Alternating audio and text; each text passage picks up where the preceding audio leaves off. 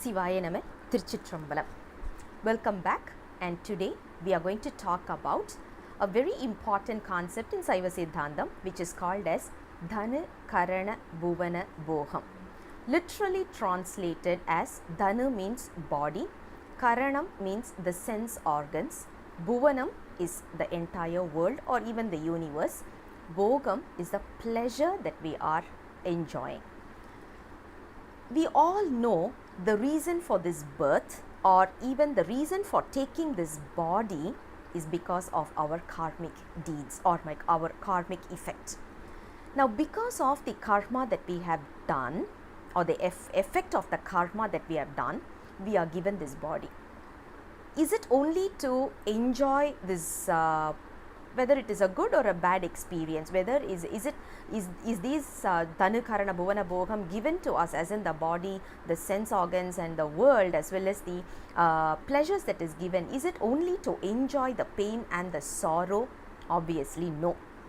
What God has done is, along with this, He has given a secret code also to decipher the reason for this birth and how to get rid of this karmic vicious cycle of karma and get out of it.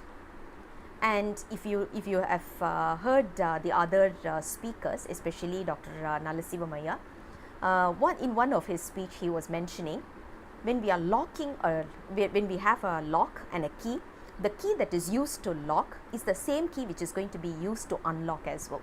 Same ways, the body, the sense organs, everything is given to us, but at the same time the deciphering code is also embedded within that itself. If you want to know a classic example, which we all are experiencing on a daily basis, we know we know potatoes, right?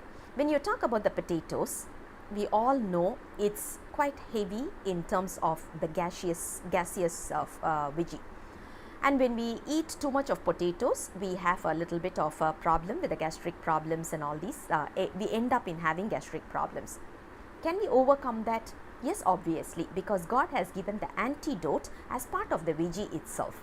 For example, the skin. If we cook potatoes with the skin, we will not get into a problem of gas trouble. But what we are doing is, we are peeling away the skin and we are only having the veggie, and that leads to the gas problem that we are facing. Similar to that, in Singapore, we have another fruit, a type of a fruit called as durian. It's supposed to be very famous medically. It is going to be a very healthy fruit, but the smell is so pungent that not many people like it. We don't appreciate the fruit just for the smell, but the taste is awesome, heavenly taste. If you look at this fruit, it is not permitted in any of the public transports. It's not even permitted in the flight, even in the cargoes, and we cannot take it even in the cabs.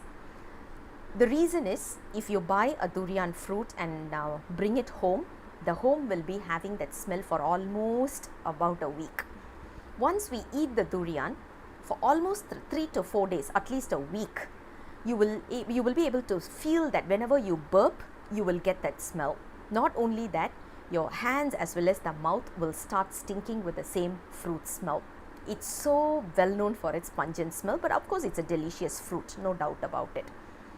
But what God has done is, the antidote is within the fruit itself. What we have to do, we have to buy the entire fruit along with the shell, open the shell, deliciously have the fruit. After that, pour some water on the shell and then use that water to wash our hands and gargle our mouth as well. This will totally stop the smell. It's such a pungent smell, but the antidote is there in the skin, as in it's in the shell of the fruit itself. Same ways, when we talk about scorpion, when a Scorpio bites, the antidote is created with its tail itself, because the poison is in the tail, and next to it you will be able to see 3 beads, right? Those beads are used to create the antidote for scorpion bite. We can see in this world, we are able to see quite a lot of such examples. Right now, one of the most common example we can relate to is coronavirus. What is a vaccine made of? It's exactly the same virus, right? So the antidote is almost the same as what we are trying to get rid of, which means how did we accumulate karma?